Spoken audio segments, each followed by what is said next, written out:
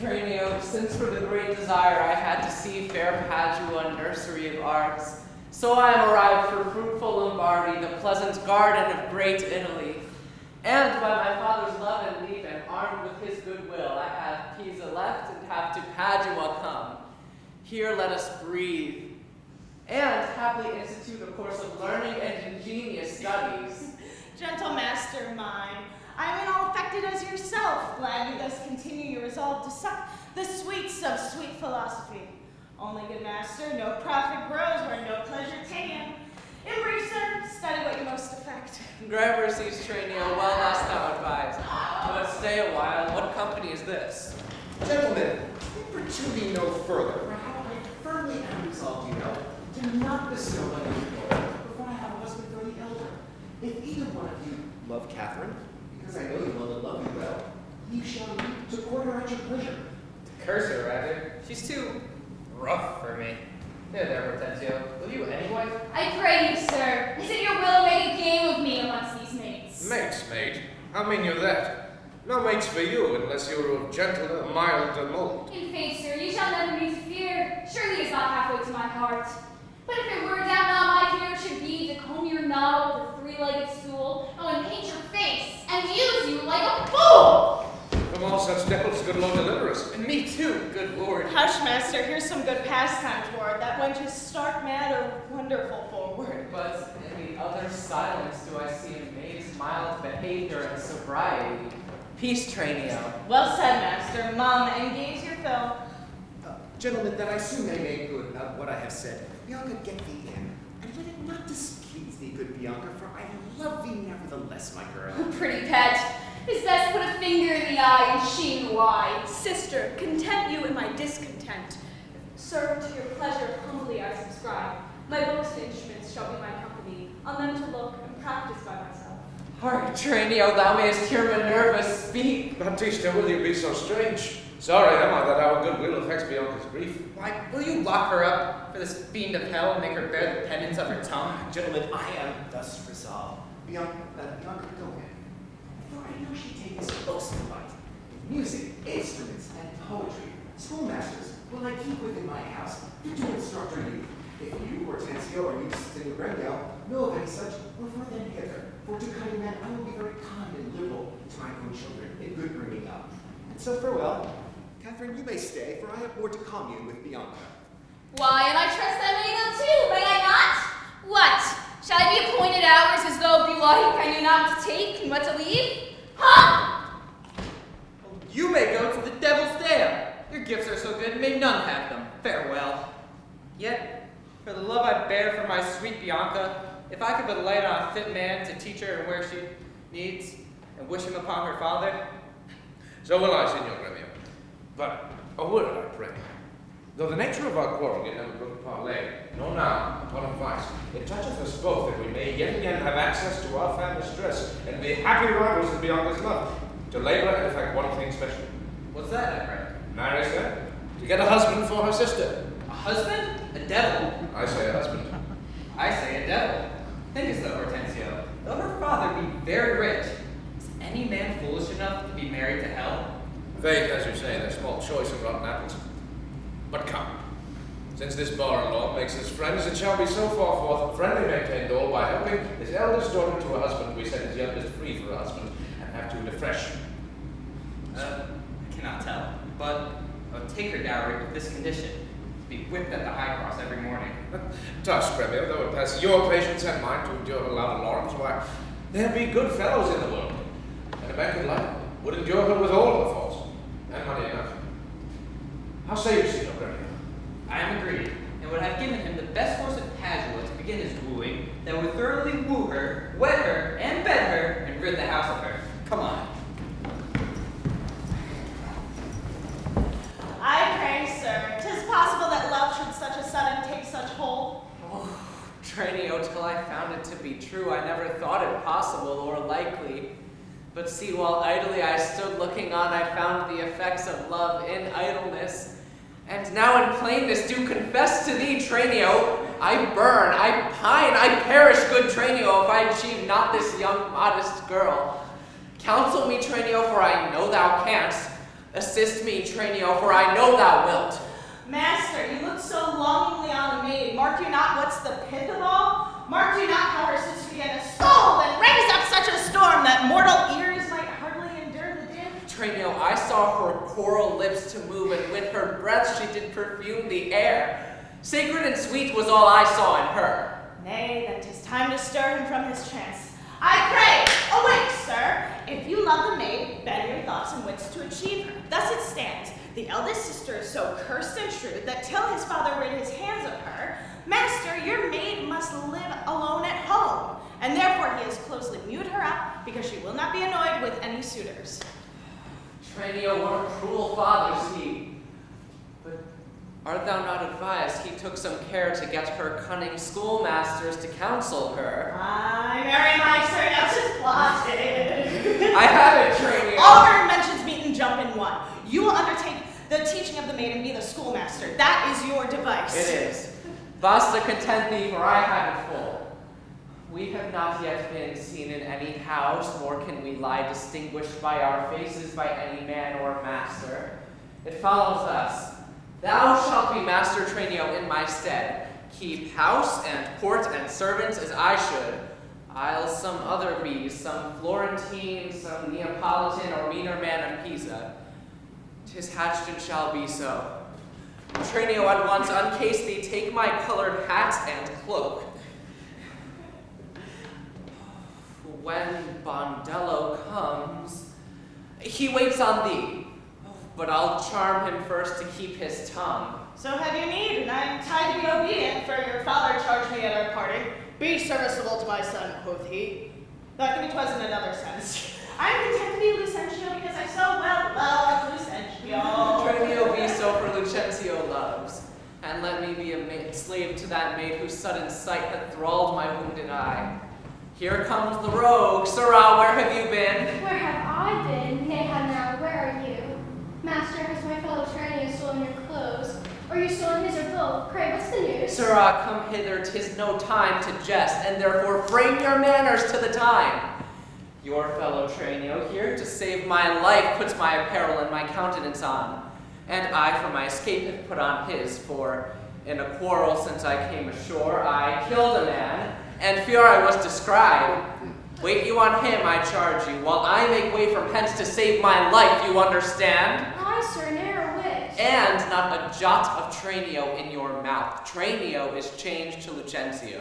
The better for him, but I was so too. So could I, faith boy, to have the next wish after that Lucentio indeed had Baptista's youngest daughter. But Sirrah, not for my sake, but for my master's, I advise you use your manners discreetly in all kinds of company. When I am alone, why, I am Trainio, but in all other places, your master, Lucentio. Trainio, let's go.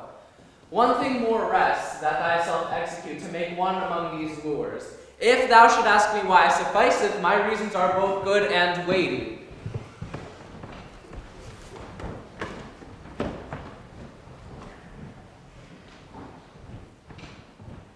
Verona, for a while I take my leave to see my friends in Padua, but of all, my best beloved and approved friend Hortensio, and I trow this is his house. Here, Sir Grumio, knock, I say.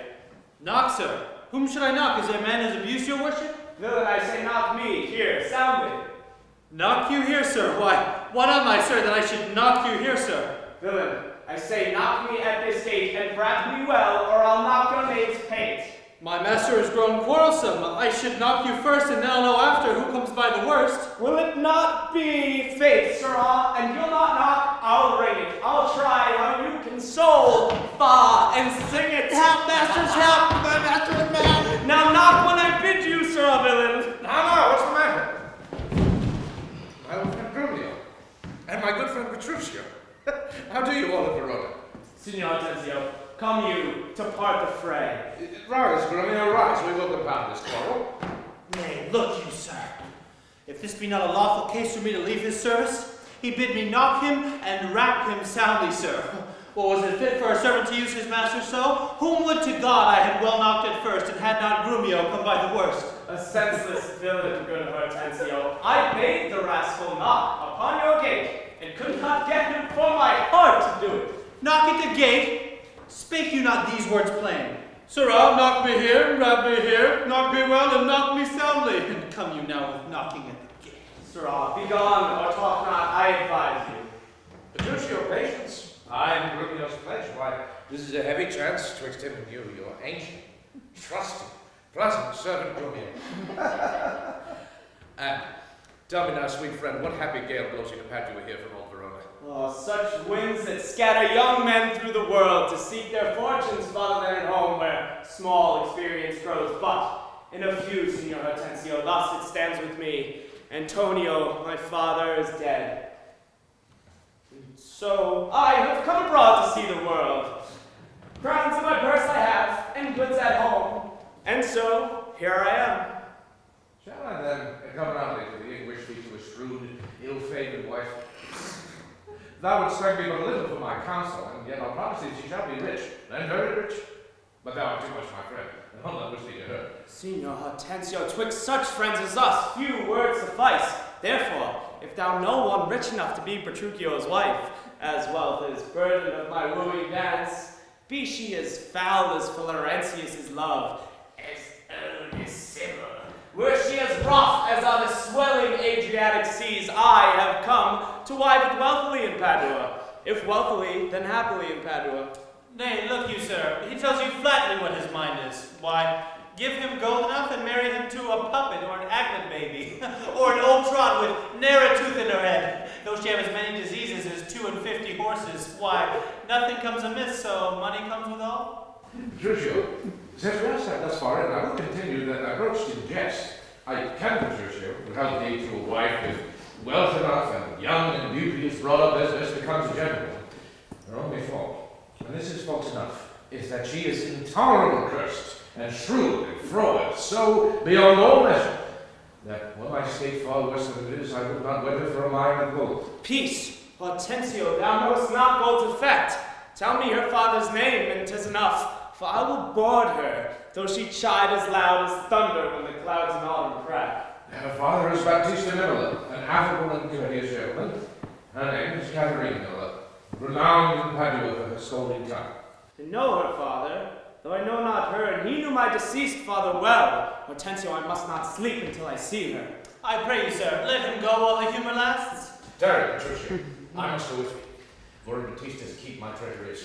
He hath the jewel of my life in hold, his youngest daughter, beautiful Bianca.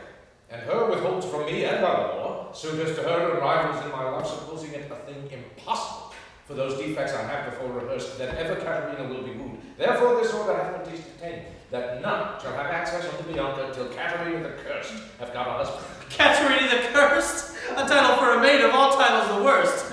Now, shall my friend Petruchio do me grace, and present me disguised in somber robes to old Baptista as a schoolmaster, well seen in music, that so I may by this device at least have leave and leisure to make love to her and unsuspected court about herself. Please, it is the rival of my love. Petruchio, step by. A proper stripling and an amorous. Oh, very well. I have perused the note. Hark you, sir, I have them very fairly bound. All books of love, and see at any hand you read no other lectures to her. You understand me? Now, over and beside Senator Baptista's liberality, I'll mend you with the Largus. Now take your paper, and have them very well perfumed, for she is sweeter than perfume itself to whom they go to. Now, what will you read to her? Whatever I read to her, I'll plead for you as for my patron. Stand you so assured as firmly as yourself were still in place. Yea, and perhaps with more successful words than you, unless you were a scholar, sir. Oh, this learning. What a thing it is. Oh, this woodcock, what an ass it is. Peace, sir. Grumio, no! God save you, Signor Grumio. And you are met, Senor Hortensio. Try you whither I am going. To Baptista Minola, to inquire carefully about a schoolmaster for the fair Bianca. And by good fortune, I have laid on this young man, fit for a return, well read in poetry and other books, good ones I warrant ye. 'Tis well, and I, madam gentleman, hath promised me to help me to another, a fine musician, to instruct our mistress, that so shall I no whit be behind in duty to fair Bianca, so beloved of me. Beloved of me, and that my deeds shall prove. And that his back shall prove. Grumio, this is now no time to vent our beloved. Listen to me, and if you speak me fair, I'll tell you news indifferent good for either. Here is a gentleman whom by chance I met, Upon agreement from us to his liking, will endeavor to woo, curse Catherine, yea, and to marry her, if her dowry please. So said, so done as well. Hortensio, have you told him all of her faults? I know she is an irksome, brawling scold, and if that be all, masters, I hear no harm. No, friend.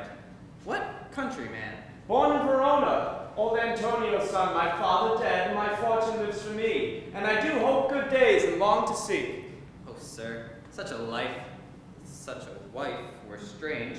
But if you have the stomach for it, to it in God's name you'll have us assisting you.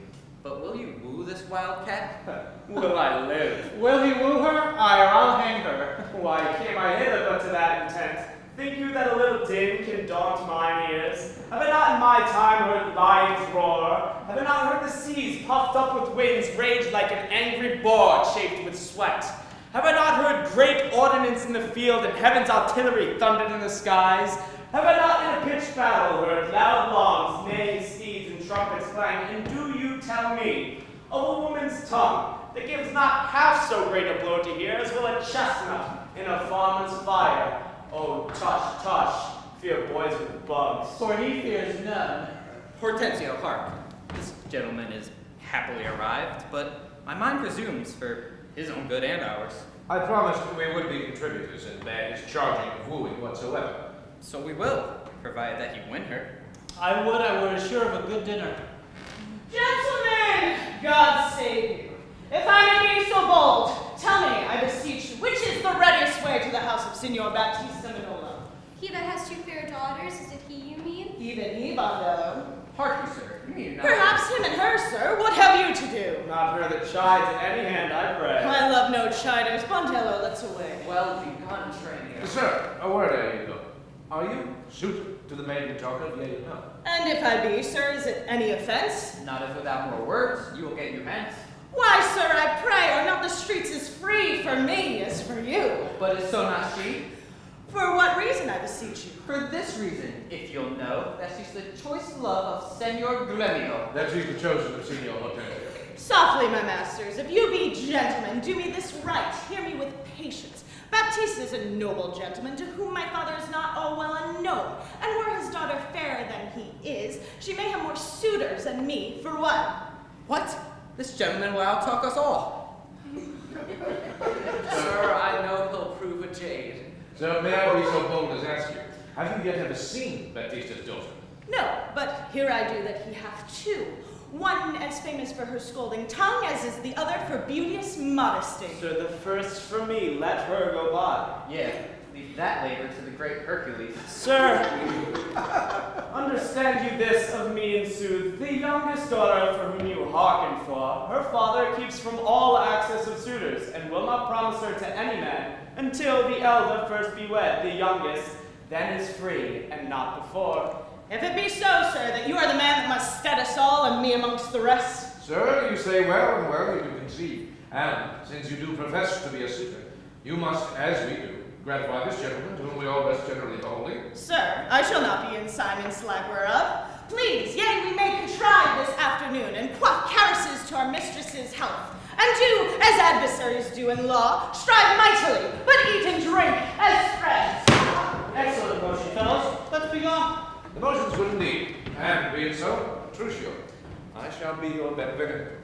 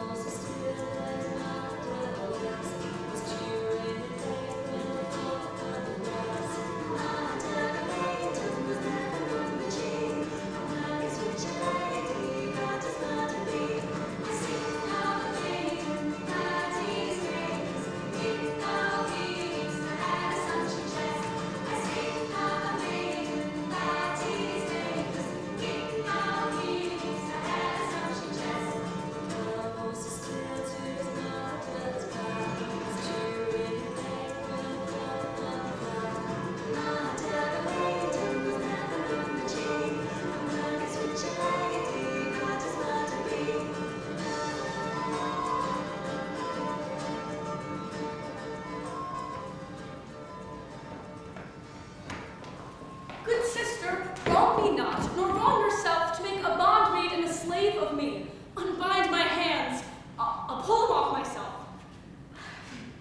Ye, all my raiment to my petticoat, or what you will command me, will I do, so well I know my duty to my elders. Of all thy suitors here I charge thee, tell whom thou lovest best. See thou dissemble not. Believe me, sister, of all the men alive, I never yet beheld that special face which I could fancy more than any other. Me, thou liest! Is it not Hortensio? If you affect him, sister, here I swear I'll plead for you myself, but you shall have him. Oh, then belike you fancy riches more. You will have Gremio to keep you fair. Is it for him you do envy me so? Nay, then you jest, and now I well perceive you have but jested with me all this while. I prithee, Sister Kate, untie my hands! That was just an old rest was so! How now, damn? Whence grows this insolence? Bianca, stand aside. Girl, she weeps. Go ply thy needle. Meddle not with her. Shame, thou helding of a devilish spirit. Why hast you wronged her that did never wrong thee? When has she crossed thee with a bitter word? Her silence flouts me, I'll be revenged! But in my sight, Bianca, get thee in. What? Will you not suffer me? Nay, now I see. She is your treasure. She must have a husband. I must dance barefoot on her wedding day. Talk not to me. I will go sit and weep until I can find occasion of revenge. Ah! Was ever gentleman thus grieved as I? Who comes here? Good morning, Neighbor Baptista. World, God save you, gentlemen. And you, good sir, pray, have you not a daughter called Catherine, fair and virtuous? I have a daughter, sir, named Catherine. You were too blunt. Go to it orderly. You wrong me, Signor Camillo. Give me leave. I am a gentleman of Verona, sir, that hearing of her beauty and her wit, her affability and bashful modesty, her wondrous qualities and mild behavior, am bold to make myself a froward guest within your house, to make mine eye the witness of that report which I so oft have heard. And as entrance to my entertainment, I do present you with a man of mine, cunning in music and the mathematics, to instruct her fully in those sciences of which I know she is not ignorant. Accept of him, or else you do me wrong. His name is Lucio, born in Mantua. You are welcome, sir, and he for your good sake. But as for my daughter, this I know. She is not for your turn, the more my grief. I see you do not mean to part with her, or else you like not of my company. Mistake me not, but I speak but as I find. Whence are you, sir? What may I call your name? Petruchio is my name, old Antonio's son, a man well known throughout all Italy. I know him very well. You are welcome for his sake. Saving your tail, Petruchio, I pray. Let us there but poor petitioners speak too. You are marvelously forward. Pardon me, Signor Gremio, I would fain be doing. I doubted not, sir, that you will curse your wooing. This is a gift most grateful, I am sure of it. And to express the like kindness of myself, I present unto you this young scholar. He's been long studying at rhymes. He's cunning in Greek and Latin and other languages, as much as the other is in music and mathematics. His name is Cambio. Pray accept his service. Thanks, Senor Gremio. Welcome, good Cambio. But you, gentle sir, methinks you walk like a stranger. May I be so bold to know the cause of your coming? Pardon me, sir. The boldness is my own, that being a stranger in this city here, do make myself a suitor unto your daughter, unto Bianca, fair and virtuous. Nor is the preferment of your eldest sister for marriage. This liberty is all that I request, that upon knowledge of my parentage, I may have welcome among the rest that woo, and free favor and access among the rest. And towards the education of your daughters, here I bestow this small instrument and this packet of Greek and Latin books. If you accept of them, then their worth is great. Vincentio is your name? Of whence, I pray? Of Pisa, sir, son of Vincentio. Oh, take you the lute. And you, this set of books. You shall meet your pupils presently. Hollow within. Sirrah, lead these gentlemen to my daughters. Tell them both these are their tutors. Bid them use them well. You and I walk a little in the orchard, and then to dinner. You are passing welcome, and so I pray you all to think yourselves. Signor Baptista, my business asketh haste, and every day I cannot come to woo. You knew my father well, and in him me left solely heir to all his lands and goods, which I have bettered rather than decreased. Then tell me, if I am to get your daughter's love, what dowry will I have with her to wife? Upon my death, the 1/2 of my lands, and in possession, 20,000 crowns. And for that dowry, I will assure her of her widowhood, be it that she survive me in all of my lands and leases whatsoever. Let specialties be therefore drawn between us, that covenants may be kept on either hand. Aye, when the special thing is well obtained, that is, her love, for that is all in all. Why, that is nothing, father, for I assure you I am as peremptory as she is proud-minded, and where two raging fires meet, they do consume the thing that feeds their fury. Though little fire grows great with little wind, yet extreme gusts will blow out fire and all. So I to her, and so she yields to me. For I am rough, and woo not like a babe. Well, mayst thou woo, and happy be thy speed, but be thou armed for some unhappy words. Aye, to the proof, as mountains are to winds that shake not, though they blow perpetually.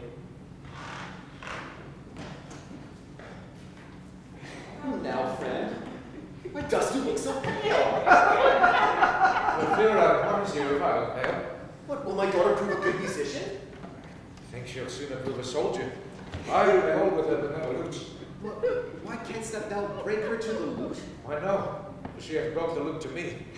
I did but tell her she mistook her frets, when, with a most impatient, devilish spirit, frets, call you these, quoth she, I'll fume with them. And with that word she struck me over the head, and through the instrument my pate made way, and there I stood, amazed for a while, as on a pillory looking through the lute. Wow, she did call me Twangle and Jack, and Rascal Fiddler, with 20 such vile terms, as had she studied to misuse me so. How by the world it is a lusty wench. I love her 10 times more than e'er I did. Oh, how I long to have some chat with her. Well, come with me and be not so discomfited. Proceed and practice with my younger daughter. She's apt to learn and thankful for good turns. Signor Petruchio, will you come with us, or shall I send my daughter Catherine to you? Oh, I pray you do. I will attend her here, and woo her with some spirit when she comes. Say that she rail, why then I'll tell her plain. She sings as sweetly as a nightingale. Say that she frown, why then I'll say she looks as clear as morning roses newly washed with dew. Say she be mute, and not speak a word, then I'll commend her volubility. If she bid me pack, I'll give her thanks, as though she bid me stay by her a week. If she deny to wed, I'll crave the day when I shall ask the banns and when be married. Oh, but here she comes. And now, Petruchio, speak. Good morrow, Kate, for that's your name I hear. Well, have you heard but something hard of hearing? They call me Catherine, that do talk of me. You lie in faith, for you are called plain Kate, a bonny Kate, and sometimes Kate the cursed, but Kate, the prettiest Kate in all of Christendom, Kate of Kate Hall, my super dainty Kate, for dainties are all Kates. And therefore, Kate, take this of me and soothe, Kate of my consolation. Hearing thy mildness praised in every town, thy virtue spoke of and thy beauty sounded, yet not so deeply as to thee belongs, myself am moved to woo thee for my wife. Moved?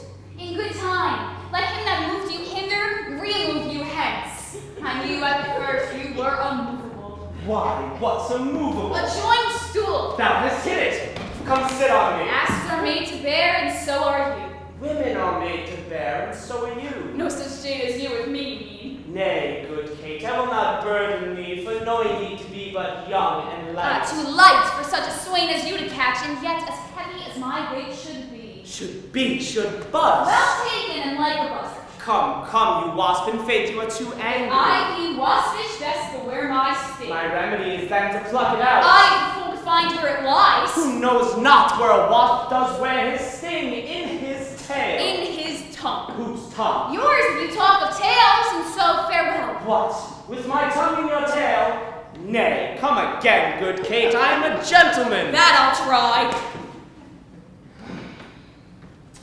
I swear I'll cuff thee if you strike again. So may you lose your arms. If you strike me, you are no gentleman. And if no gentleman, why then no arms. A herald, Kate. Oh, put me in thy book. What is your crest, the coxcomb? A combless cock, so Kate shall be my hand. No cock of mine, you crow to like a craven. Come, you must not look so sour. It is my fashion when I see a crab. Why, here's no crab, and therefore look not sour.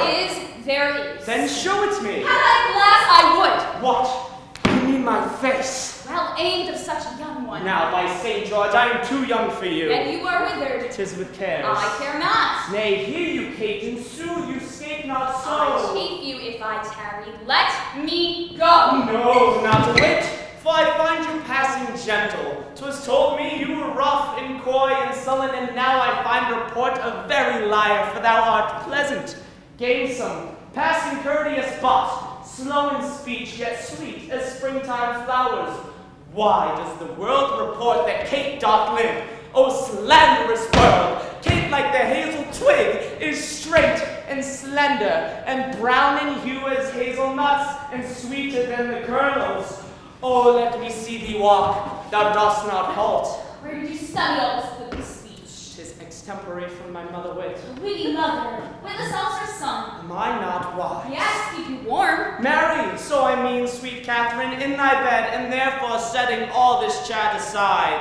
Thus, in plain terms, your father hath consented, your dowry agreed on, and will you, I will marry you.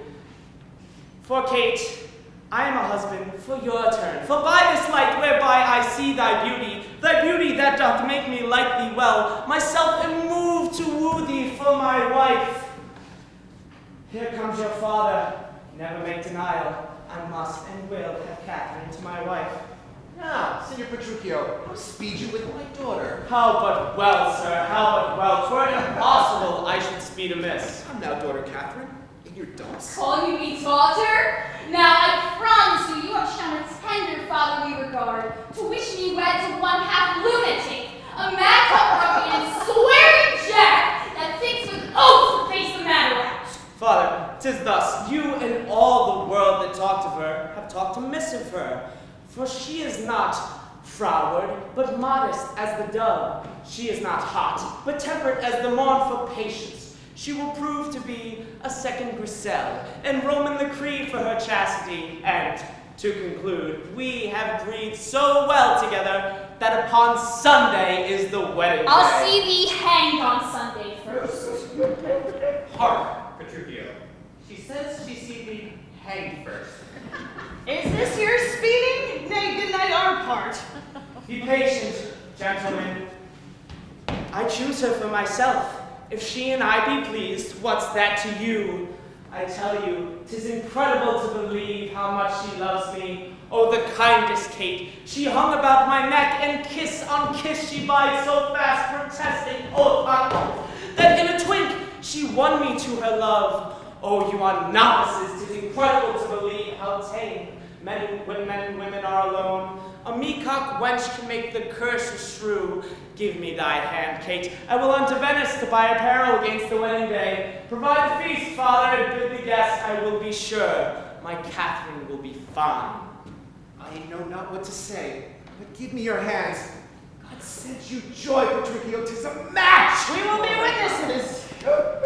Father and wife and gentlemen, adieu, I will unto Venice. Sunday comes apace, we will have rings and things in fine array, and kiss me, Kate. We will be married o' Sunday. Was ever a match clapped up so suddenly? Faith, gentlemen, now I play a merchant's part and venture madly on a desperate mart. Was a commodity lay fretting by you, will bring you gain or perish on the seas. The gain I seek is quiet in the match. No doubt he got quiet and catch. But now, Baptista, to your younger daughter. 'Tis the day we have long looked forward to. I am your neighbor, and was suitor first. And I'm the one that love Bianca more than words can witness or your thoughts can guess. Youngling, thou canst not love so dear as I. Then be thy love doth freeze. Thine doth fry. Skipper, stand back. 'Tis beauty that nourisheth. But wisdom in ladies' eyes that flourisheth. Gentlemen, I must now compound this strife. 'Tis deeds must win the prize, and he of both that can assure my daughter's greatest dower shall have my Bianca's love. Senor Gremio, what can you assure her? First, as you know, my house within the city is richly furnished with plate and gold, basins and ewers to labor dainty hands, my hangings, all of Tyrian tapestry, 60 fat oxen standing in my stalls, and all of this answerable to that portion. Myself am young in years, I must confess, but if I were to die tomorrow, all of this shall be hers. But whilst I live, only she shall be mine. That only came well in. Sir, listen to me. I am my father's heir and only son. If I may have your daughter to my wife, I'll leave our houses 3 or 4 as good, within rich Pisa walls, as anyone old Signor Gremio has here in Padua, besides 2,000 ducats of fruitful land, all of which shall be her jointure. What have I pinched you, Signor Gremio? 2,000 ducats by the year of land. My land amounts to not so much at all, as she shall have. Besides an argosy laying in Marcelli's road. What, have I choked you with an argosy? Oh, Gremio, 'tis known my father had 3 great argosies, 2 galaxies, and 12 tight galleys. All of these I shall assure her, and twice as much whatever thou offers next. I have offered all. I have no more, and she can have no more than all I have. If you like me, she can have me and mine. Why, then the maid is mine from all the world. By your firm promise, Gremio is outvied. I must confess, your offer is the best. Let your father have the assurance she is your own. Else, you must pardon me. If you should die before him, where's her dower? Why, that's a cavil. He's young, I'm wiser. And may not wise men die as well as young? Gentlemen, I am thus resolved. On Sunday next shall my daughter Catherine be married. Now, on the following Sunday shall Bianca be bride to you, if you this assurance. If not, Senor Gremio. And so, I take my leave and thank you both. Adieu, neighbor Baptista. Now I fear thee not. Sirrah, wise gamester, your father were a fool to leave you all in his waning age. Set foot under thy table. Tut, a toy! A young Italian fox is not so kind, my boy! A vengeance on your crafty hide, and yet I have faced it with a card of 10. 'Tis in my head to do my master good, so I see no reason why supposed Lucentio must get a father called supposed Vincentio. And that's a wonder. Fathers commonly do get their children, but in this case of wooing, a child shall get a sire, if I fall out of my cunning.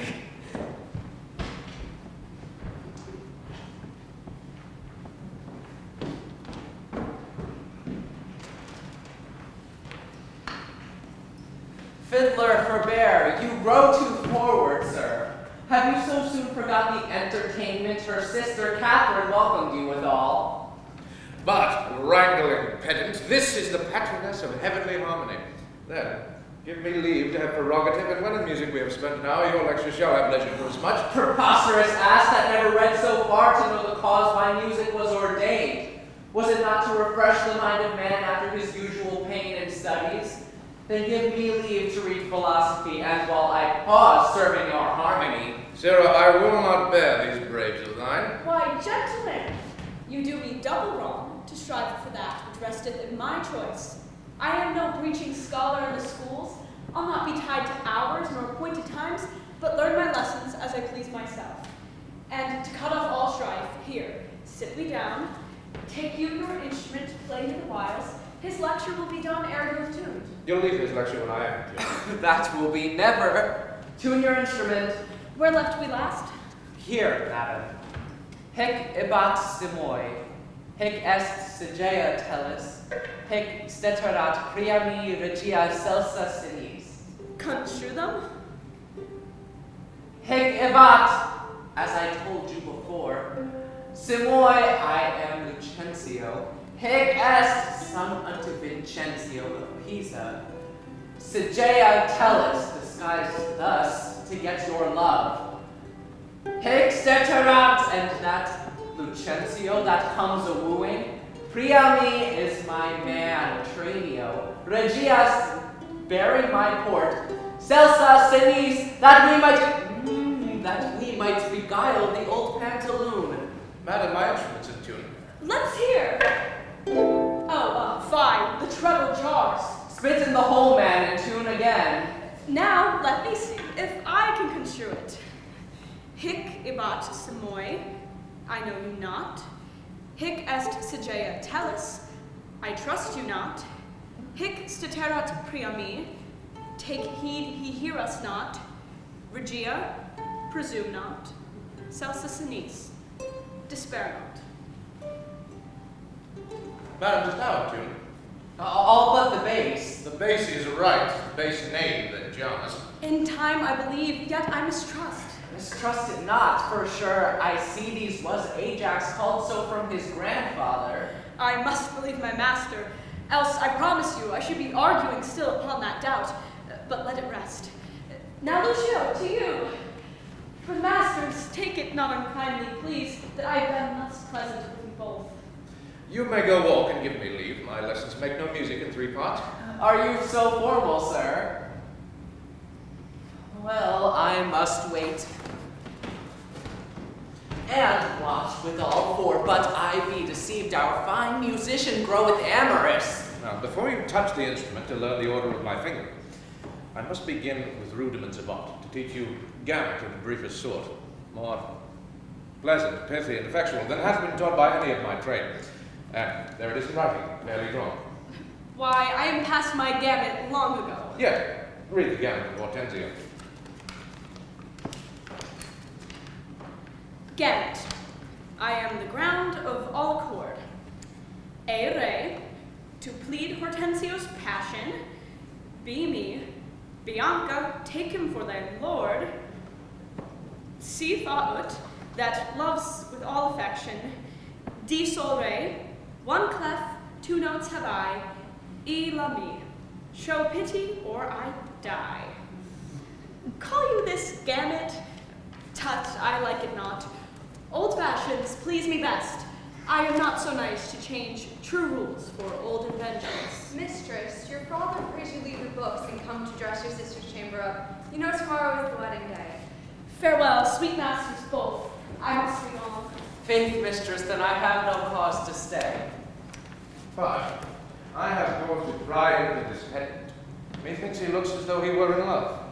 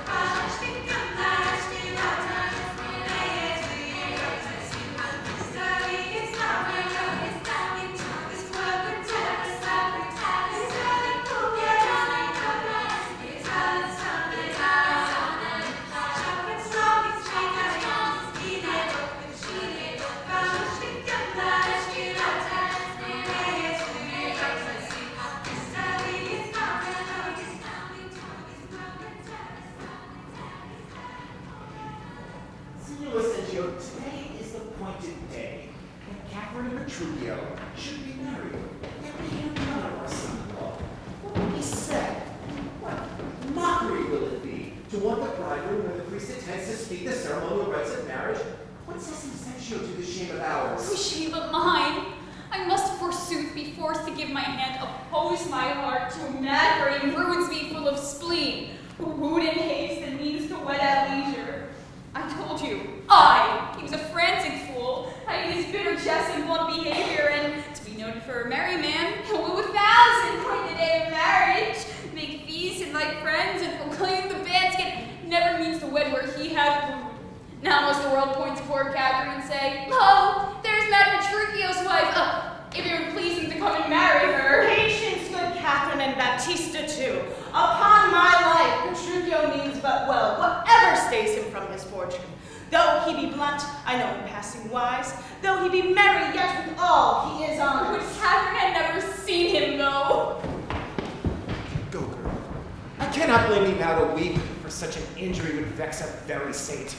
Much more a shrew of thine patient humor. Master, news, old news, and such news as you've never heard of. Is it new and old too? How may that be? Why is it not news to hear Petruchio coming? Is he come? Why, no, sir. What then? He's coming. When will he be here? When he stands where I am and sees you there. But say what to thine old news? Why, Petruchio's coming in a new hat, an old jerkin, a pair of breeches that have been thrice turned, a pair of boots that have been candles cases, one buckled, another laced. His old sword taken out of the town armory and chaplets with 2 broken points, his horse hid with an old monkey saddle and serves with no kindred. Who comes with him? Oh, sir, his lackey, a monster, very monster in apparel, not like a Christian boy or a gentleman's lackey. 'Tis some odd humor that pricks him to this fashion, yet oftentimes he goes but mean apparel. I am glad he comes howsoever he comes. Why, sir, he comes not. Did thou not say he comes? Who? That Petruchio came? Aye, that Petruchio came. No, sir, I say his horse comes, with him on his back. Why, that's all one. Nay, by St. Jamie, I hold you penny. A horse and a man is one, and that's not many. Come, what be these gallows? Who's at home? You are welcome, sir. And yet I come not well. Yet you walk not. Not so well apparelled as I wish you were. Very better I should brush and thus. But where is Kate? Where is my lovely bride? Sir, you know this is your wedding day. First we were sad, fearing you would not come. Now sadder that you come so unprovided. Why doth this habit, shame to your estate, an eyesore on our solemn festival? And tell us what occasion of import hath doth keep you from your bride so long, and sent you hither so unlike yourself? Oh, tedious it were to tell, and harsh to hear. Suffice it, I am come to keep my word. But where is Kate? The morning wears, 'tis time we were at See church. not your bride in these unreverent robes. Go to my chamber, put on clothes of mine. Not I, believe me, thus I'll visit her. But thus I trust you will not marry her. Good sooth, even thus, therefore, have done with words. To me she's married, not unto my clothes. To a wealthy Kate and better for myself. But what fool am I to chat with you, when I should bid good morrow to my bride and seal the title with a lovely kiss? 'Tis some odd humor that pricks him to this fashion. We will persuade him to put on better, be it possible, ere he go to church. I'll after him, and see to the event of this. But to our love concern thus to add, as I imparted before to your worship, I'm to get a man, whatever he be, its skills not much, will fit him to our turn, and he shall be Vincencio of Pisa, and make assurance here in Padua of greater sums that I have promised, so that you may quietly enjoy your hope and marry sweet Bianca with consent. Were it not that my fellow schoolmaster doth watch Bianca step so narrowly, 'twere good methinks to steal our marriage. Which once performed, let all the world say no. I'll keep mine own despite of all the world. That by means we look into, and watch our vantage in this matter. We'll overreach the thin-beard Gremio, the narrow-prime brother Baptista, and amorous musician Licio, all for my master's sake, Lucentio. Signor Gremio, came you from the church? As willingly as ever, I came from school. And is the bride and bridegroom coming home? A bridegroom, say you? 'Tis a groom indeed, a grumbling groom, as you shall find. Why, curser than she, 'tis impossible. Why, he's a devil, a very fiend. Why, she's a devil, the devil's dam. But she's a lamb, a dove, a fool to him. I tell you, Signor Lucentio, when the priest should ask if he should take Catherine out as his wife, I, by God's wounds, quoth he, that he swore so loud that all amazed, the priest let fall the book. As he stooped again to take it up, the maverick bridegroom took him such a cuff that down fell priest and book and priest. I'll take them up, Quoth he. if any list. What said the wench when he rose again? Oh, for trembled and shook for why he stamped and swore, as if the vigor meant to cozen him. But after many ceremonies done, he calls for wine. A health, Quoth he, as if he had been aboard, carousing with his mates after a storm. out, and then he threw the sock all in his sexy face. This done, he took the bride around the neck and kissed her lips with such a clamorous smack that at the parting all the church did echo. I, seeing this, came thence for very shame, and after me the rout did follow. I tell you, such a mad marriage never was before. Hark, hark! I hear the minstrels play. Gentlemen and friends, I thank you for your pains. I know you think to dine with me today and have prepared great store of wedding cheer, but so it is. My haste doth call me hence, and here I mean to take my leave. Is it possible you will away tonight? I must away today, before night comes. Wonder not, if you knew my business, you would entreat me rather go than stay.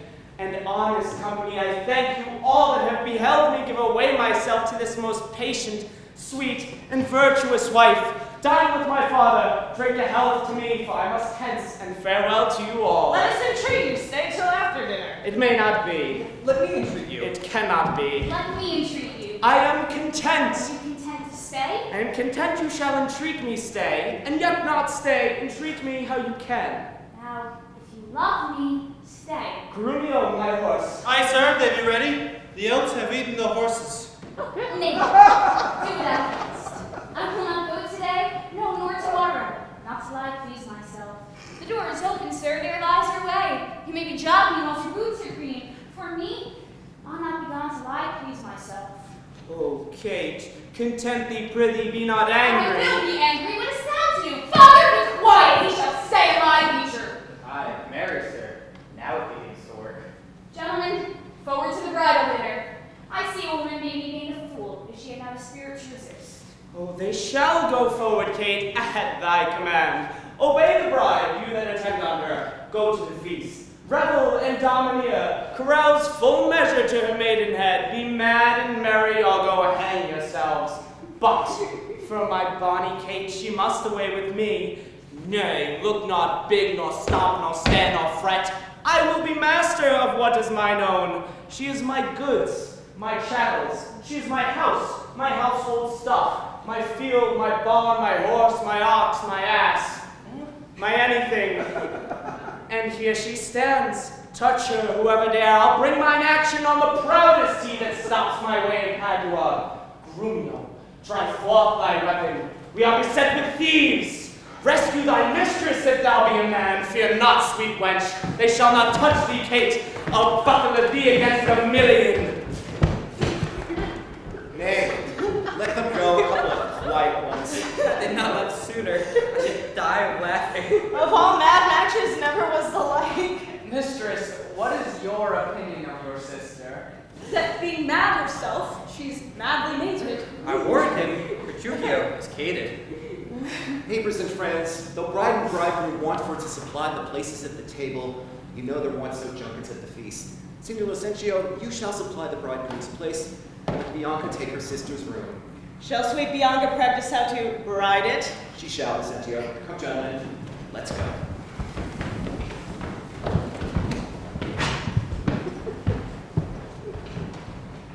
I don't know about you, but I kind of want his hat. Well, I'm going to go and find one, and in the meantime, we're going to take a 15-minute intermission. There are snacks and drinks outside, and we will get back to my show in a little bit.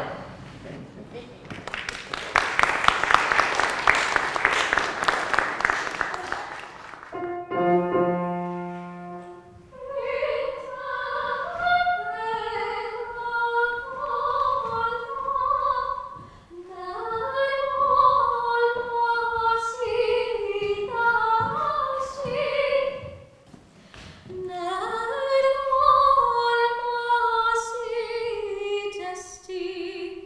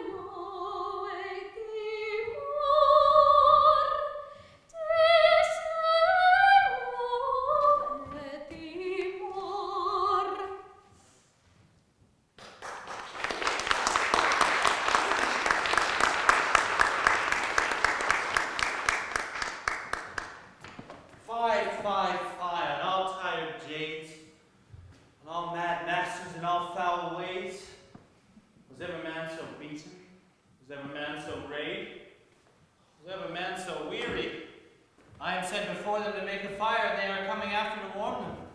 Hola ho, Curtis. Who calls so coldly? A piece of ice. If thou doubt it, thou mayst slide from my shoulder to my heel with no greater a run than my head and neck. A fire, good Curtis. Is my master and his wife coming, good Grumio? Oh, aye, Curtis, aye, and therefore fire, fire, cast on no water. She's so hot as Shrew as she's reported. She was, good Curtis, before this frost. But thou knowest winter tames man, woman, and beast. For it hath tamed my old master and my new mistress and myself, fellow Curtis. Away, you 3-inch, well, I am no beast. Am I but 3 inches? But wilt thou make a fire? Or shall I complain on thee to our mistress, whose hand, she being now at hand, thou shalt soon feel to thy cold comfort for being slow in thy hot office? There's a fire ready, and therefore I pray thee, how goes the world? A cold world, Curtis, in every office but thine, and therefore do thy duty and have thy duty, for my master and mistress are almost frozen to death. There's fire ready, pray thee, news. Why, Jack boy, oh boy, and as much news as will thaw. Oh, you are so full of coonie catching. Why therefore fire? For I have caught extreme cold. But where's the cook? Is supper ready? Is the house trimmed? The rushes strewed, the cobwebs swept? The servingmen in their new fustian, and every officer his wedding garment on, be the Jacks fair within, the Jills fair without, the carpets laid, and all things neat? All things ready, therefore I pray thee, news. First, know that my horse is tired, my master and mistress fallen out. How? Out of their saddles into the dirt, and thereby hangs a tail. Let's talk, good Grumio. Lend thine ear. Here. There. This is to feel a tale, not to hear a tale. Therefore 'tis called a sensible tale, and this cuff was but to knock at your ear and beseech listening. Now I begin. In premise, we came down Foul Hill, my master riding behind my mistress. Both on one horse? What's that to thee? Why a horse? Well, tell thou the tale. But hadst thou not crossed me, thou shouldst have heard how her horse fell and she under her horse, how he left her with the horse upon her, how he beat me because her horse stumbled, how she waded through the dirt to pluck him off me, how he swore, how she prayed that never prayed before, how the horses ran away, how I cried, how her bridle burst, how I lost my crupper, and many things of worthy memory that now shall die in oblivion, and thou return unexperienced to thy grave. By this reckoning, he's more shrewd than she is. Aye, and that thou and the proudest of you shall soon find out. But what talk I of this? Now, my spruce companion, is everything ready and all things neat? All things ready, how near is our master? E'en in hand alighted by this, and therefore be not, Where be these knaves? Silence, I hear my master. What? No man at door to hold my stirrup, but I'll take my horse. What? No attendance, no regard, no duty. Where is the foolish knave I sent before? Here, sir, as foolish as I was before. Peasant swain, you horse and out horse drudge, did I not bid you meet me in the park? Go, fetch my supper in. Where is the life that late I led? Where are those sounds? Nay, good sweet Kate, when I say, off with my boots you rode, you villains went out, you rolled, you plucked my foot awry, take that and then a plucking off the other. Nay, good sweet Kate, be merry, some water, watch ho. Where's my spaniel Torless, sirrah? Get you hence and bid my cousin Ferdinand come hither, one Kate, that you must kiss and become acquainted with. Where are my slippers? Shall I have some water? Come, Kate, wash and welcome heartily. You horse and willingly let it fall. Patience, I pray you. 'Twas a fault unwilling. 'Tis a whoreson, beetle-headed, flap-eared knave. Come, Kate, sit down. I know you have a stomach. Will you give thanks, sweet Kate, or shall I? What is this? Mutton. I. Who brought it? 'Tis burnt, and so is all the meat. What dogs are these? Where is the rascal cook? How durst you villains bring it from the dresser and serve it thus to me who love it not? Take it you, churches, cups, and all. You heedless joltheads and unmannered slaves. What? Do you grumble? I'll be with you straight. Dear husband, be not so disquiet. The meat was well if you were so contented. I tell thee, Kate, 'twas burnt. and dried away, and I expressly am forbid to touch it, for it engenders choler, plaintive anger, and 'twere better that both of us did fast, for of ourselves are choleric, than be fed with such over-roasted flesh. Be patient, tomorrow it shall be mended. Before this night we shall fast for company. Come, I will bring thee to thy bridal chamber. Curtis, didst ever see the like? He kills her in her own humor.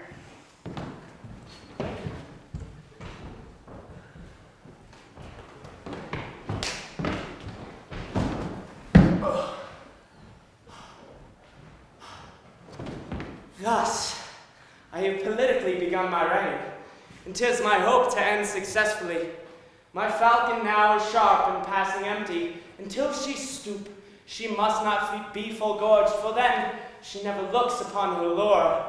Another way I have to man my haggard, to make her come and know her keeper's call, that is to watch her, as we watch these kites that bait and beat and will not be obedient. Tonight she eat no meat, nor none shall eat. Last night she slept not, nor tonight she shall not. As with the meat, some undeserved fault I'll find with the making of the bed. And here I'll fling the pillow, there the bolster, this way the coverlet, another way the sheets, aye. And amid this hurly, I intend that all is done in reverent care of her. And to conclude, she shall watch all night. And if she chance to nod, I'll rail and brawl, and with the clamor keep her still awake. This is a way to kill a wife with kindness, and thus I'll curb her mad and headstrong humor. He who knows better how to tame a shrew, now let him speak. 'Tis charity to show.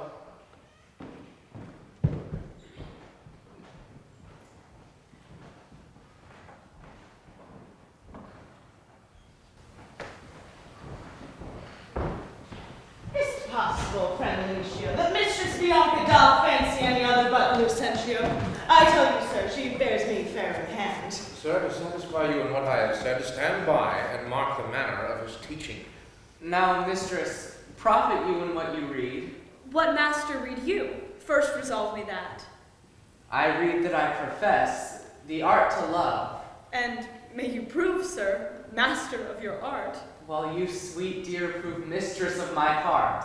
Quick, proceed as married. Now tell me, I pray you, that durst swear at your Mistress Bianca loved none in the world so well as Lucentio.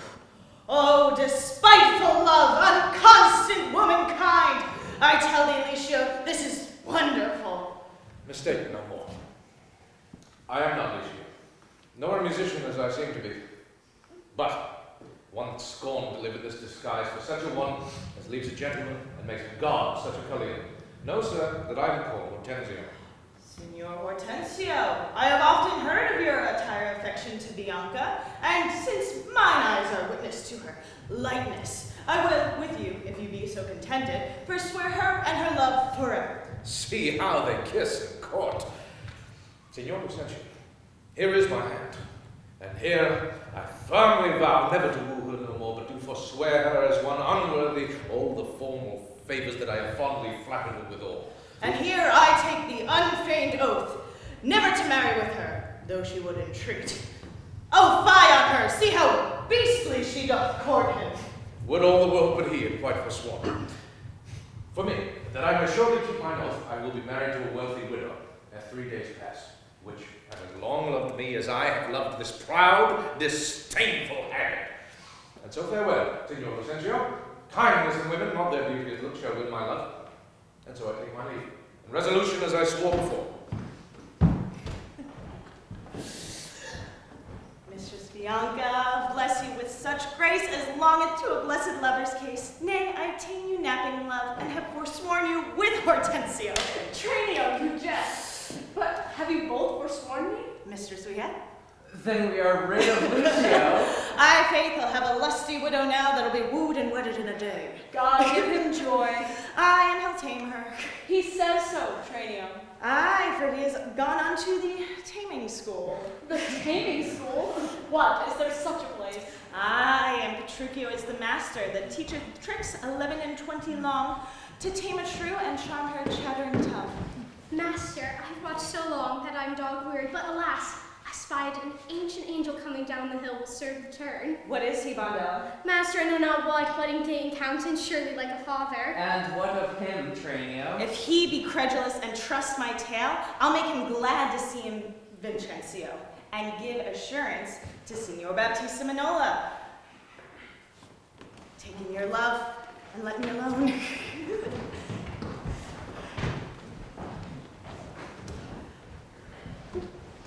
Oh, God save you, sir. And you, sir, you are welcome. Travel you far, or are you farthest? Sir, at the farthest for a week or two, and then a farther, and as far as Rome. And so to Tripoli, if God lend me life. Of what countryman, I pray? Of Mantua. Mantua! Marry, God forbid, and travel to Padua, careless for your life? My life, sir. How I pray for that goes hard. 'Tis death for anyone in Mantua to come to Padua. Know you not the cause? 'Tis marvel but that you are but newly come, else you might have heard it proclaimed about. Alas, it is worse for me than so, for I have bills for money by exchange from Florence and must here deliver them. Aye, to do you this courtesy, this I will do, and this I will advise. First, tell me, have you ever been at Pisa?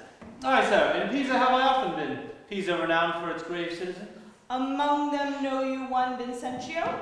I know him not, though I have heard of him. A merchant of incomparable wealth.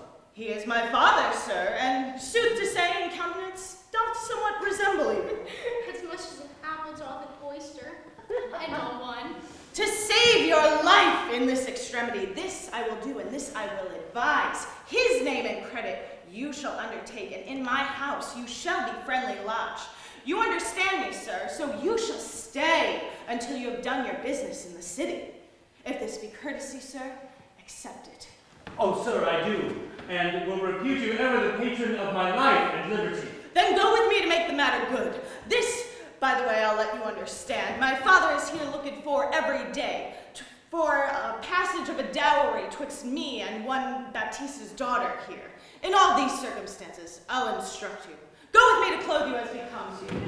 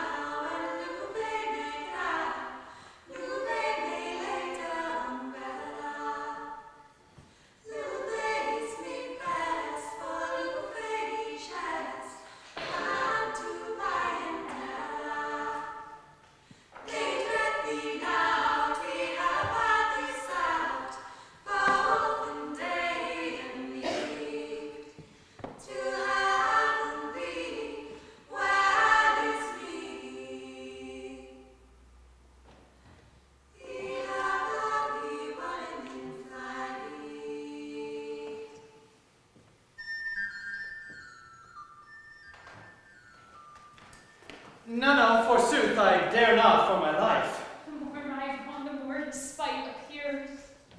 What? Did he marry me to famish me? Beggars that come unto my father's door upon entreaty have a present aims. If not, elsewhere they meet with charity. But I, who never knew how to entreat, nor never needed that I should entreat, am starved for meat, giddy for lack of sleep, with oath kept waking and with brawling famine. And how spites me more than all these wants? He does it under name of perfect love. I prithee, go and get me some repast. I care not what, so it be wholesome food.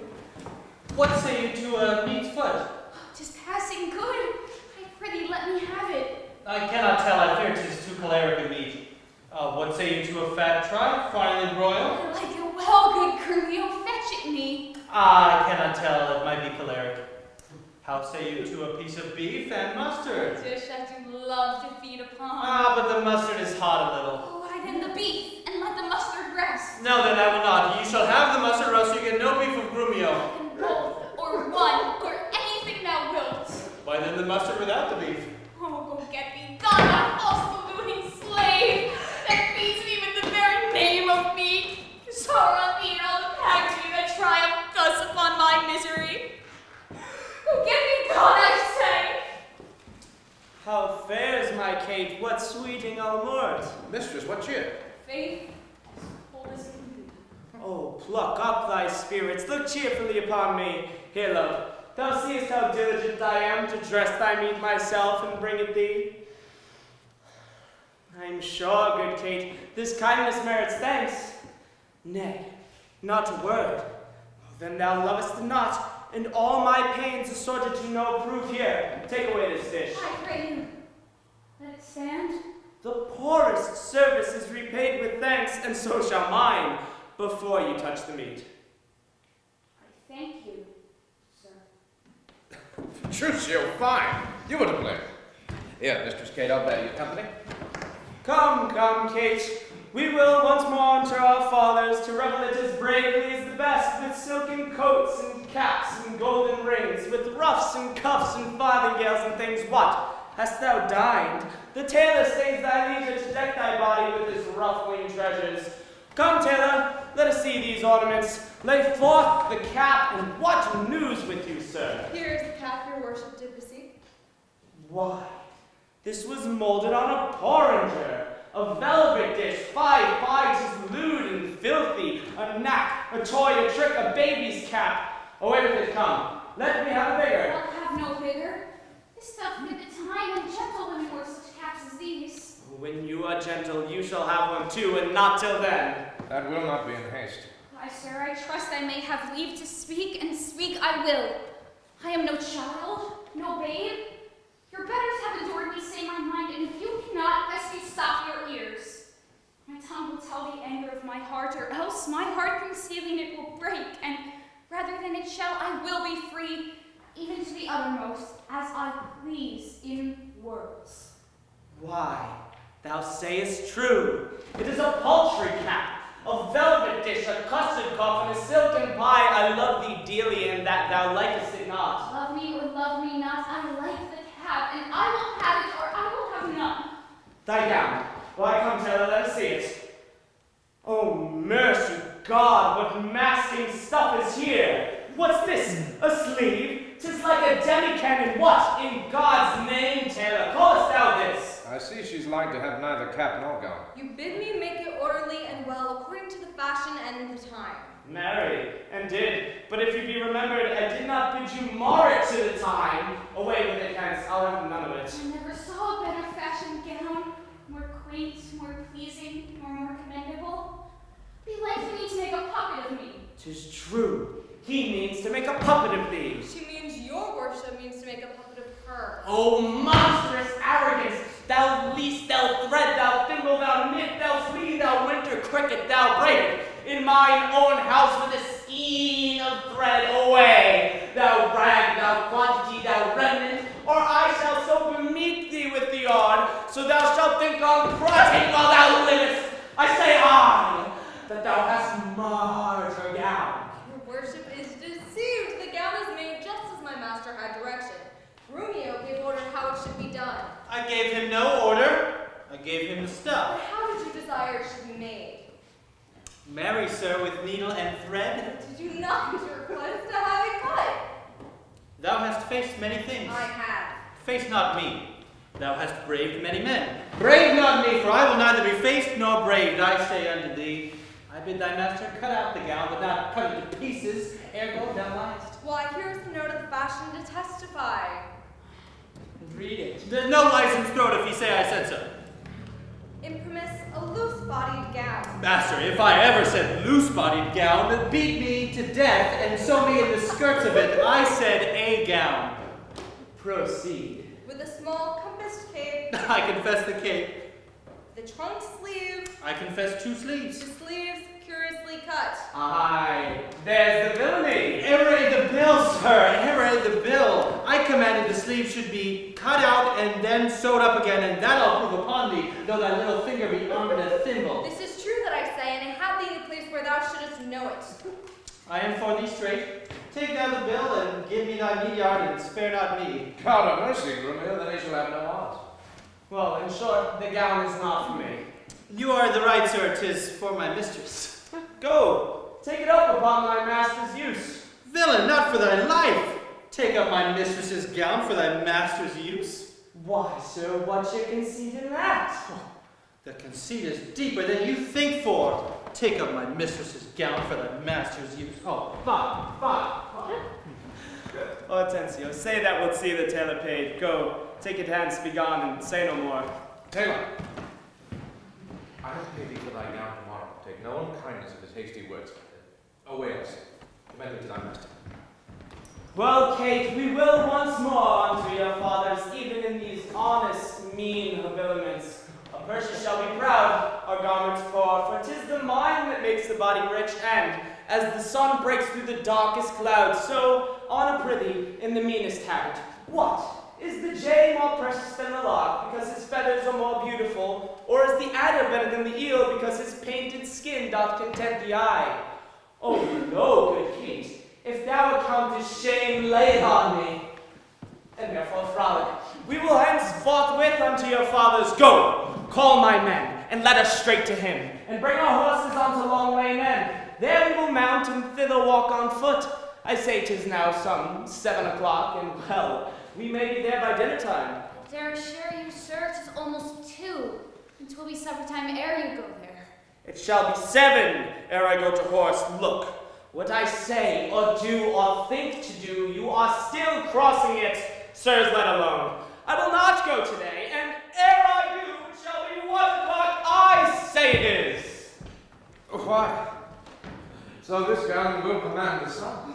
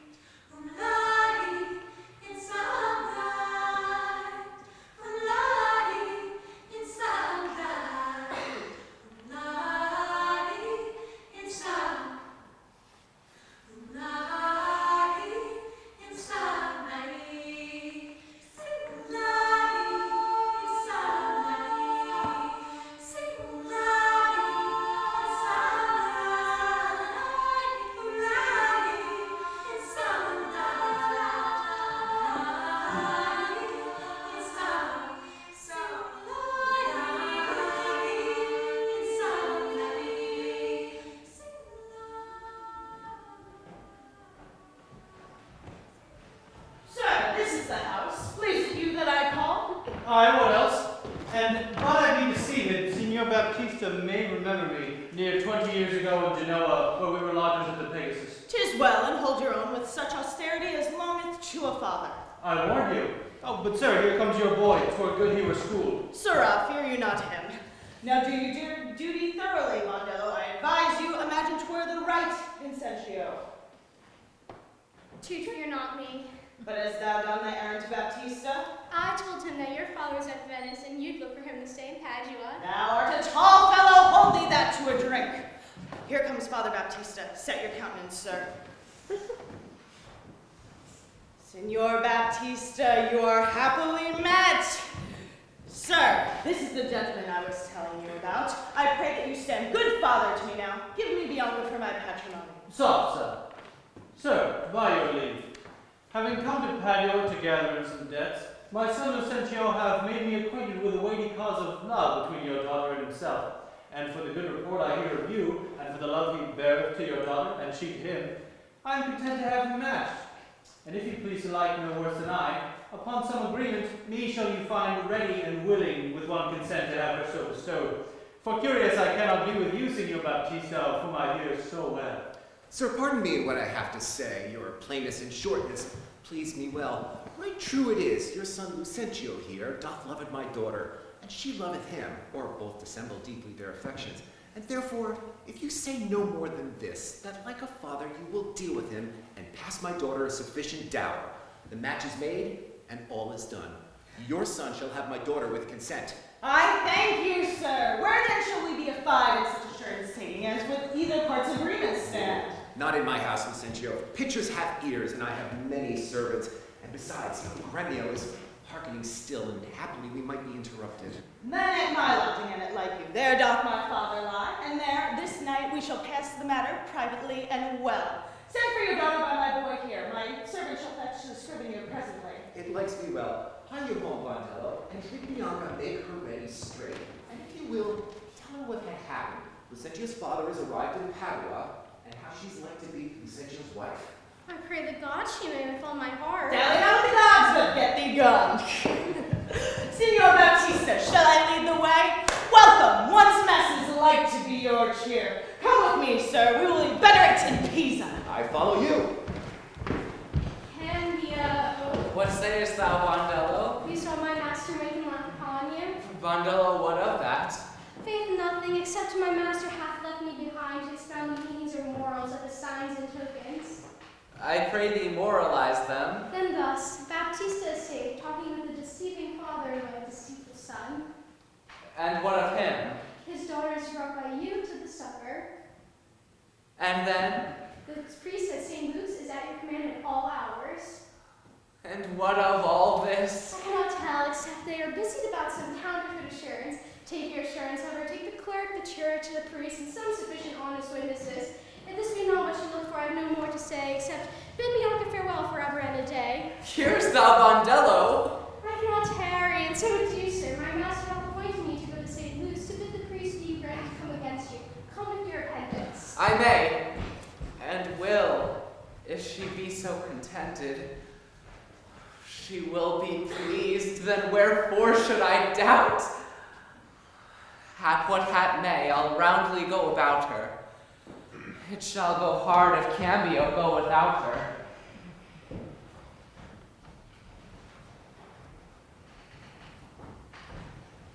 Come on, in God's name, once more toward your father's house. Good Lord, how bright and goodly shines the moon. The moon? The sun? It is not moonlight now. They say it is the moon that shines so bright. I know it is the sun that shines so bright. Now, by my mother's son, and that is myself, it shall be moon, or star, or what I lest ere I journey to your fathers. Go, fetch our horses back again, evermore crossed and crossed, nothing but crossed. Say as he says, or we shall never go. Forward, I pray, since we have come so far, and be it moon or sun or what you please, and if you please to call it a rush candle, henceforth I vow it shall be so for me. I say it is the moon. I know it is the moon. Nay, then thou liest, it is the blessed sun. God be blessed, it is the blessed sun, but sun it is not when you say it is not, and the moon changes even as your mind. What you will have it named, even that it is, and so it shall be so for Catherine. Tertio, go thy ways. The field is won. Forward, forward, thus the bull should run, and not unluckily against the bias, but soft. Company is coming here. Good morrow, gentle mistress, where away? Tell me, Kate, and tell me truly too, hast thou ever beheld a fresher gentlewoman? Such war of red and white within your cheeks. What stars do spangle heaven with such beauty as those two eyes become that heavenly face? Gentle mistress, once more, good day to thee. Kate, embrace her for her beauty's sake. I will make the man mad to make a woman of him. Young budding virgin, fair and fresh and sweet, whither away or where is thy abode? Happy the parents of so fair a child, happier the man whom favorable stars allot thee for his lovely bedfellow. Nay, good Kate, I hope thou art not mad. This is a man. old, wrinkled, faded, withered, and not a maiden, as thou sayest he is. Pardon, old father, my mistaking eyes that have been so bedazzled by the sun that everything I look on seemeth green. Pardon, I pray thee, my mad mistaking. Do good, old grandchild, and make withal known which way thou travelst. If along with us, we shall be joyful of thy company. Fair sir, and you my merry mistress, that with your strange encounter much amazed me. My name is called Vincencio, my dwelling Pisa, and bound I am to Padua, there to visit a son of mine whom long I have not seen. Why, what's his name? Lucencio, good sir.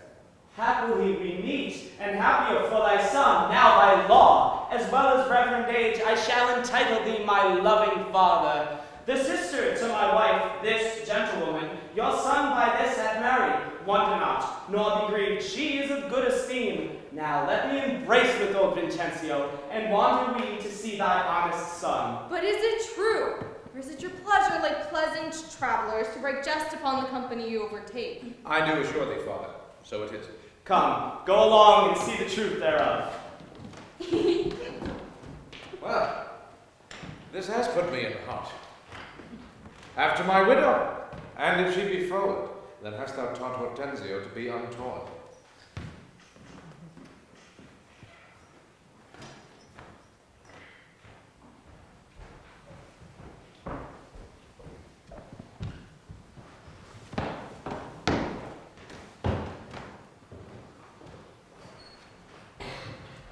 Softly and swiftly, sir, for the priest is ready. I'd fly, Bondello, but they may chance to need thee at home, therefore leave us. Nay, Faith, I'll see the church of your back and come back to my master as soon as I can. I marvel Cambio comes not all this while. Why, this is Signor Lucencio's house. Thither I must, and here I leave you, sir. You should not choose a drink before you go. Oh, they're busy with it. You best knock louder. What's he that knocks as he would beat down the gate? Signor Lucencio within, sir. He's within sight, but not to be spoken withal. What if a man bring him 100 pound or two to make merry with? Keep your 100 pounds to yourself. He shall need none so long as I live. Nay, I told you, your son was well beloved in Padua. Do you hear, sir? To leave frivolous circumstances, I pray. Tell Signor Lucencio that his father is come from Pisa, and is here at the door to speak with him. Thou liest. His father is come from Padua, and is here looking out the window. Pardon doubt his father. Aye, sir, so his mother says, if I may believe her.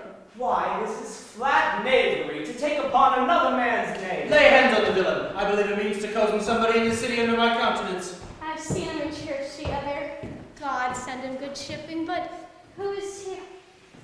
Mine old master Vincencio, now we are undone and brought to nothing. Come hither, Crackham. I hope I may choose, sir. Come hither, you rogue. What have you forgot me? Forgot you. How could I forget you, for I never saw you before in my life? What, you notorious villain, didst thou never see thy master's father, Vincencio? What? My old worshipful master.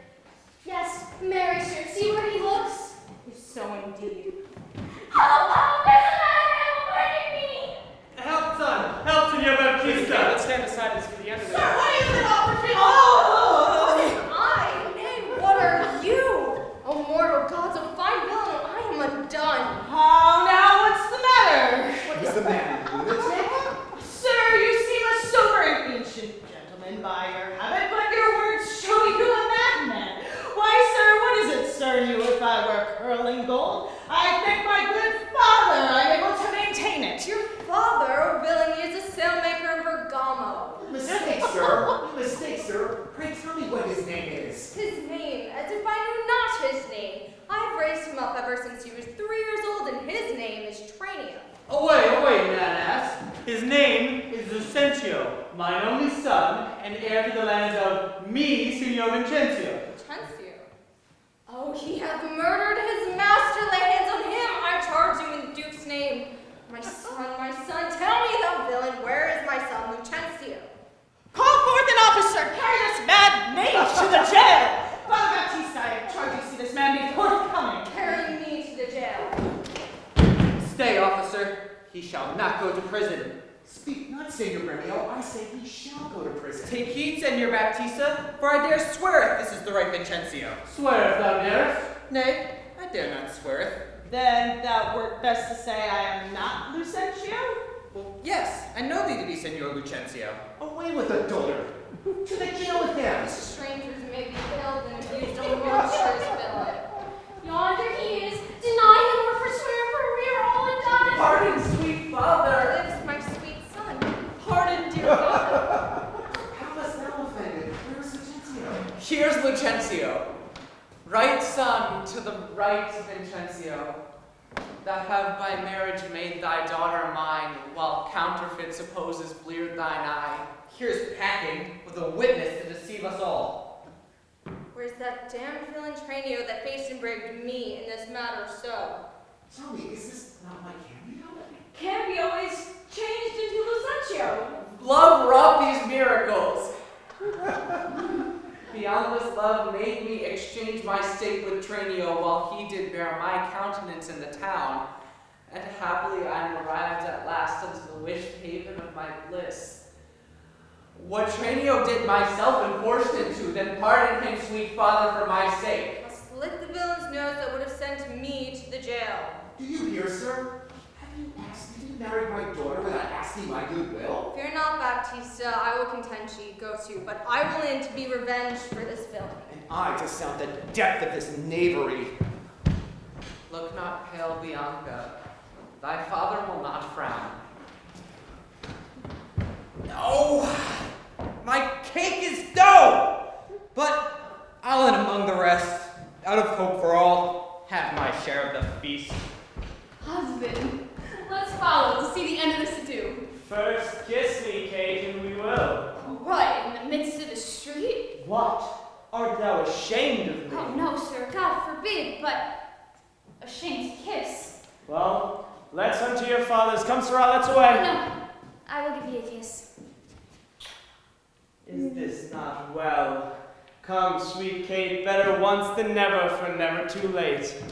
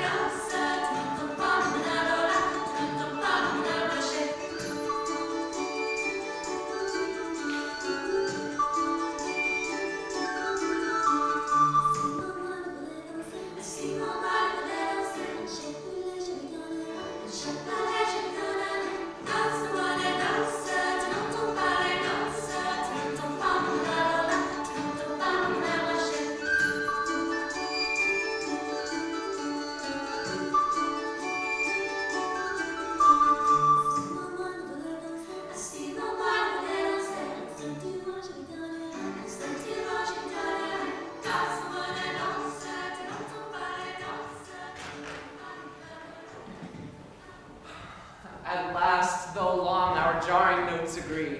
My fair Bianca, bid my father welcome, while I with the self-same kindness do welcome thine.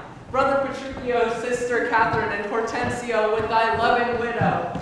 Feast with the best, and welcome to my house. Pray you sit down, for now we sit to chat as well as eat. Nothing but sit and eat and eat. How do I afford you this kindness, son Petruchio? How affords nothing but what is kind? For both our sakes, I would that word were true. Now, for my life, Hortensio fears his widow. Then never trust me if I be afeard. You are very sensible, and yet you miss my sense. I mean, Hortensio is afraid of you. He that is giddy thinks the world turns round. Round me reply. Mistress, how mean you that? Thus I conceive by him. Conceives by me. How likes Hortensio that? My widow says, thus she conceives her tale. Oh, very well mended. Kiss him for that, good widow. He that is giddy thinks the world turns round. I pray you, tell me what you meant by that. Your husband, being troubled with a shrew, measures my husband's sorrow by his woe, and now you know my meaning. A very mean meaning. Right, I mean you. Oh, and I mean indeed respecting you. To her, Kate. To her, widow. 100 marks my Kate doth put her down. Ha! That's my office. Spoke like an officer. Oddity, lad. Alex Gremio, these quick-witted folks. Oh, well, believe me, sir, they butt together well. Head and butt and hasty-witted body would say your head and butt were head and horn. Our mistress bride hath that away with you. Aye, but not frighted me, therefore I'll sleep again. Nay, that you will not, since you have begun. Have you for a bitter jest or two? Am I your bird? I mean, to shift my bush and then pursue me as you draw your bow? You are welcome, all. She hath prevented me. Here, Signor Tranio, this bird you aimed at, though you hit her not. Therefore, a health to all who shot and missed. Oh, sir, Lucentio slipped me like his greyhound, which runs himself but catches for his master. A good swift simile, but something currish. 'Tis well that you went and hunted for yourself. 'Tis though thought your dear doth hold you at bay. Oh no, Petruchio, Tranio hits you now. I thank thee for that, good Tranio. Confess, hath he not hit you here? Hast galled me a little, I confess, but as the jest did glance away from me to 10 to 1, it maimed you two outright.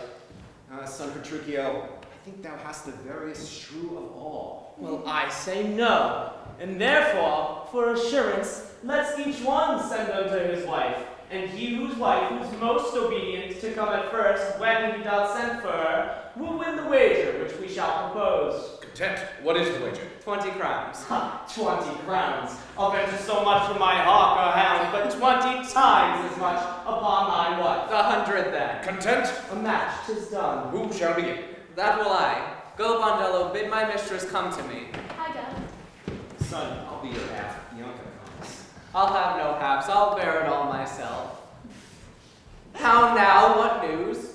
My mistress says she's busy and cannot come. She is busy and cannot come. Is that an answer? Aye, and a kind one, too. Pray God she doesn't send worse. I hope better. Sarah Bianca, please go and entreat my wife to come to me forthwith. Ho, entreat her. Nay, then she must needs come. I am afraid, sir. Do what you can. Yours will not be entreated. Now, where's my wife? She says you have some goodly dress in hand. She will not come. She bids you come to her. Oh, worse and worse. She will not come. Oh, vile, intolerable, not to be endured. Sir Abiandello, go to my wife. Say, I command her come to me. I know her answer. What? She will not. The fouler fortune mine, and there an end. By holy down, here comes Catherine. What is your will, sir, that you send for me? Where is your sister and Hortensio's wife? They sit conferring by the parlor fire. Go, fetch them hither, and if they deny to come, swinge me them soundly unto their husbands. Go, I say, and fetch them hither straight. Well, here's a wonder if you talk of a wonder. And so it is. I wonder what it holds. Marry, peace it bodes, and love and quiet life, and, to be short, what's not that's sweet and happy? Now, fair withal thee, son Petruchio, the wager thou hast won, and I will add unto the losses 20,000 crowns, another dowry for another daughter, for she is changed as if she's never been. Nay, I will win the wager better yet, and prove more sign of her obedience, her new built virtue and obedience. See where she comes with your froward wives as prisoners to her womanly persuasion, Catherine. That cap becomes you not. Off with the bauble, throw it underfoot. Lord, let me never have a cause to sigh till I be brought to such a silly task. Fie, what a foolish duty call you this? I would your duty were as foolish too. The wisdom of your duty, fair Bianca, hath cost me 100 crowns since supper time. The more fool you for laying on my duty. Catherine, I charge thee, tell these women what duty they do owe their lords and husbands. Come, you're mocking. We will have no telling. Come along, I say, and first begin with her. She shall not. I say she shall, and first begin with her. Fie, unknit that threatening, unkind brow, and don't that scornful glances from thine eyes to whom thy lord, thy king, thy governor. It blots thy beauty as frost do bite the meads, confound thy frame as whirlwind shake fair buds, and is in no sense meet or amiable. A woman moved is like a fountain troubled, muddy, ill-seeming, thick, bare-fed of beauty. And while it is so, none so dry or thirsty will deign to sip or touch one drop of it. Thy husband is thy lord, thy life, thy keeper, thy head, thy sovereign, one that cares for thee, and for thy maintenance commits his body to painful labor both by sea and land, to watch the night and storms, the day and cold, while thou liest warm at home, secure and safe, and craves no other tribute at thy hand but love, fair looks, and true obedience. Too little payment for so great a debt. And when she is froward, peevish, sullen, sour, and not obedient to his honest will, what is she but a foul, contending rebel, a graceless traitor to her loving lord? I am ashamed that women are so simple to offer war where they should kneel for peace, or seek for rule, supremacy, and sway, and they are bound to serve, love, and obey. Come, come, you froward, unable worms!